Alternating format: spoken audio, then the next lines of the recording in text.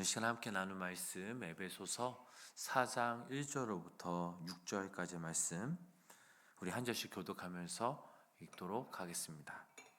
그러므로 주 안에서 갇힌 내가 너희를 권하노니 너희가 부르심을 받은 일에 합당하게 행하여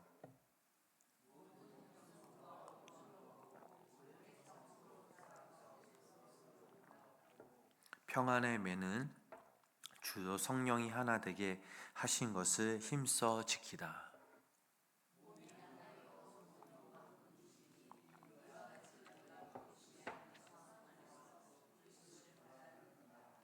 주도 한 분이시요 믿음도 하나요 세례도 하나요 하나님도 한 분이시니 곧 만유의 아버지시라. 만유 위에 계시고 만유를 통일하시고 만유 가운데 계시도다. 아멘. 오늘도 이 새벽 하나님의 크신 은혜와 사랑이 우리 성도님들 삶 가운데 또 가정 가운데 함께 하시기를 주님의 이름으로 간절히 축원합니다. 에베소서 1장부터 3장까지 이 말씀은 개인의 구원의 교리에 관한 말씀이었습니다. 그리고 오늘부터 읽을 이제 4장부터 6장까지의 그 말씀은 신앙생활 원리에 기초한 구체적인 그 실천에 관한 말씀입니다. 우리가 하나님의 은혜로 구원을 받았지만 그 은혜에 걸맞은 우리의 삶의 모습이 있어야 합니다. 즉 하나님의 자녀답게 교회 공동체의 구성원답게 살아가야 되죠.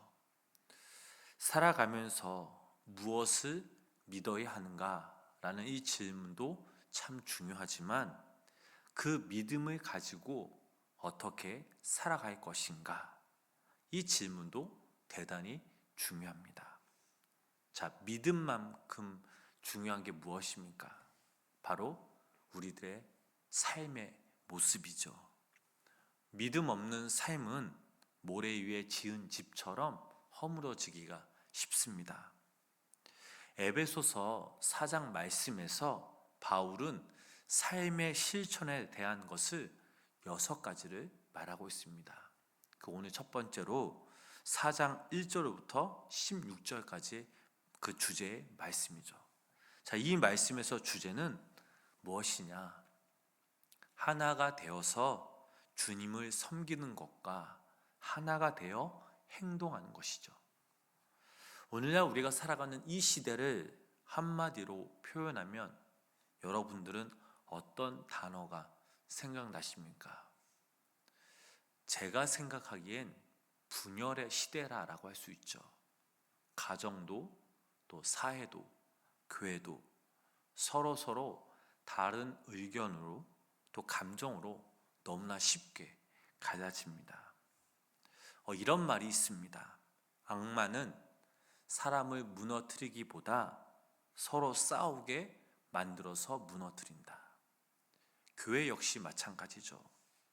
하나님의 공동체인 이 교회는 외부의 핍박 또 압력보다는 내부의 불화와 다툼으로 이 땅의 교회들이 무너지는 것을 볼 수 있습니다. 그래서 오늘 바울은 이렇게 외쳤습니다. 자, 본문 1절 말씀 우리 함께 다 같이 읽어보실까요? 그러므로 주 안에서 갇힌 내가 너희를 권하노니 너희가 부르심을 받은 일에 합당하게 행하며. 자, 쉬운 성경으로 읽어보면 이렇습니다. 주님을 섬기다가 감옥에 갇힌 나 바울이 여러분께 권합니다. 하나님께서는 여러분을 그의 백성으로 부르셨으니 하나님의 백성답게 살아가시기 바랍니다 라고 이렇게 쉬운 성경에 기록되어 있습니다. 바울은 지금 감옥에 갇힌 상태에서 이 편지를 쓰고 있습니다. 그는 자기 자신을 죄수가 아니라 주 안에서 갇힌 자 이렇게 고백하고 있죠.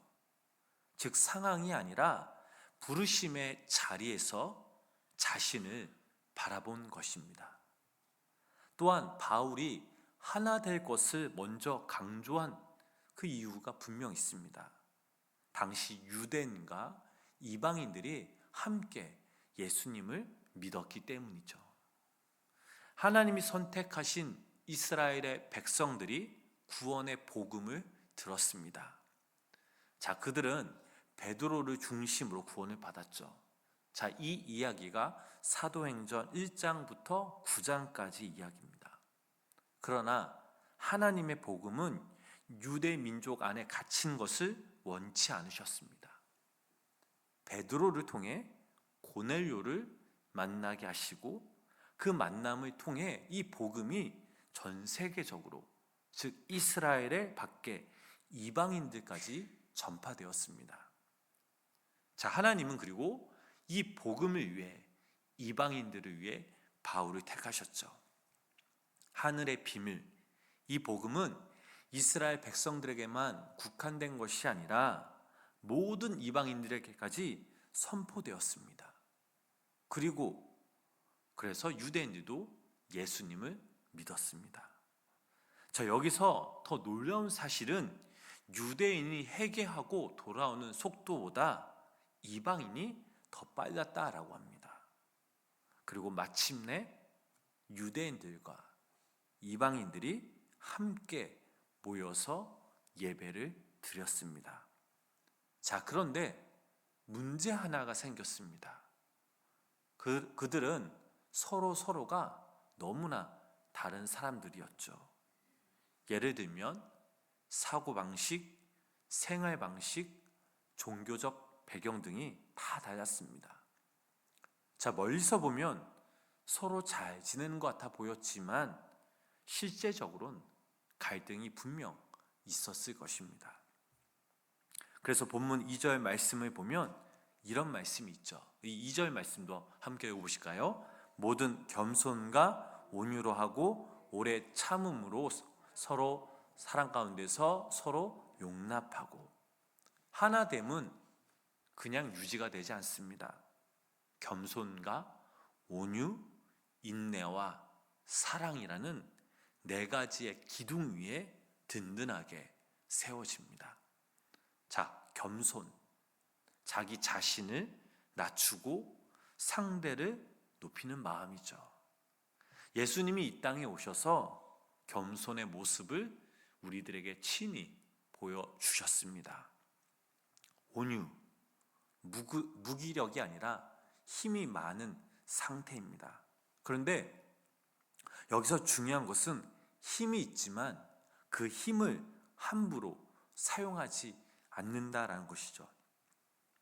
자기 자신을 절제하면서 조절할 줄 아는 그 사람을 가리켜 온유하다라고 말합니다. 인내는 포기하지 않는 정신입니다. 타협하지 않고 기다릴 뿐이죠.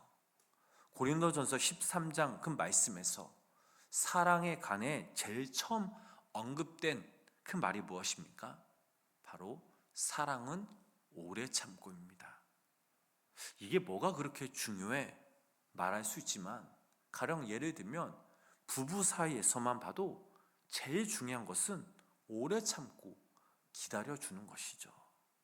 오래 참는 것, 이것이 바로 사랑이기 때문입니다. 무엇이든지 급하면 결국 깨지게 되어 있습니다. 서로 오래 참고 기다릴 줄 아는 그 마음이 우리들에게 필요하죠. 교회 공동체에서도 마찬가지고 우리가 속한 모든 공동체에서도 마찬가지입니다. 너그럽게 참아주고 또 참아주고. 자, 그 사람이 정말 하나님의 그 뜻을 깨달을 때까지 참고 기다려 주어야 합니다. 자, 겸손과 온유와 인내, 이 세 가지 덕을 가지고 있으면 두 가지의 결론이 나옵니다. 첫째는 사랑 가운데서 서로 용납하는 일이 생긴다라는 것이죠.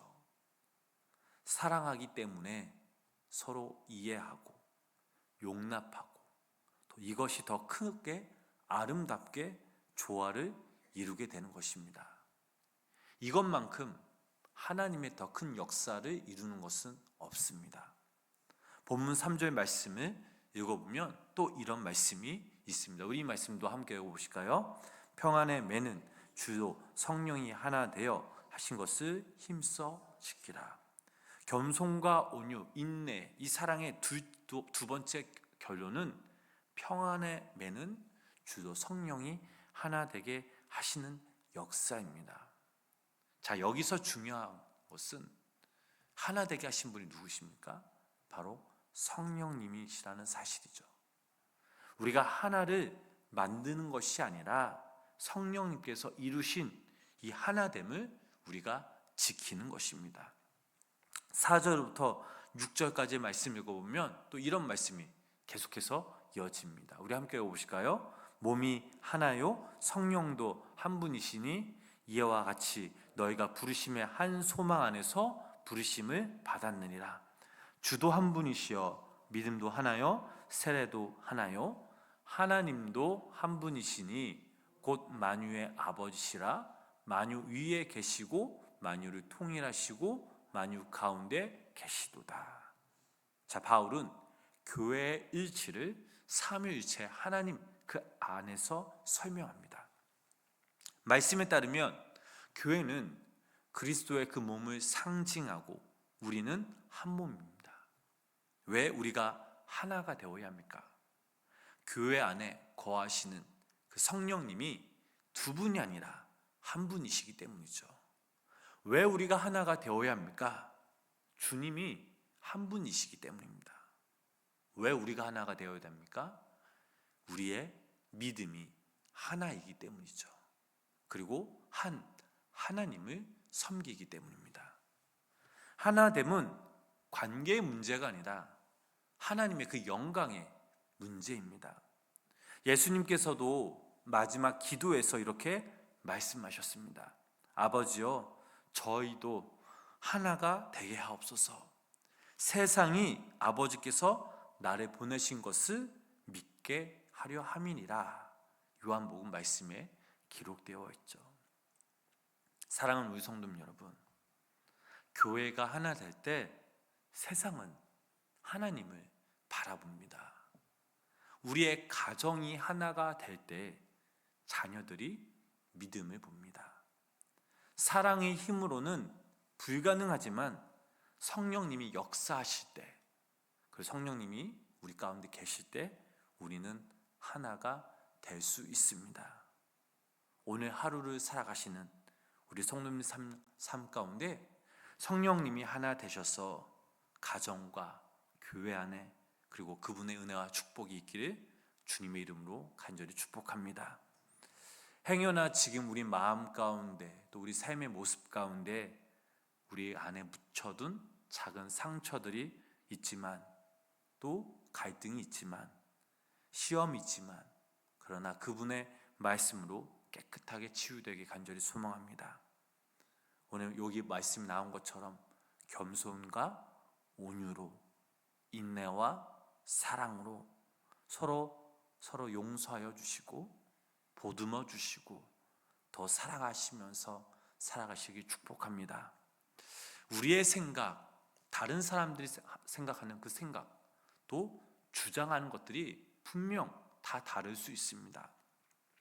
그때 우리가 어떻게 해야 합니까? 주님을 바라봐야겠죠.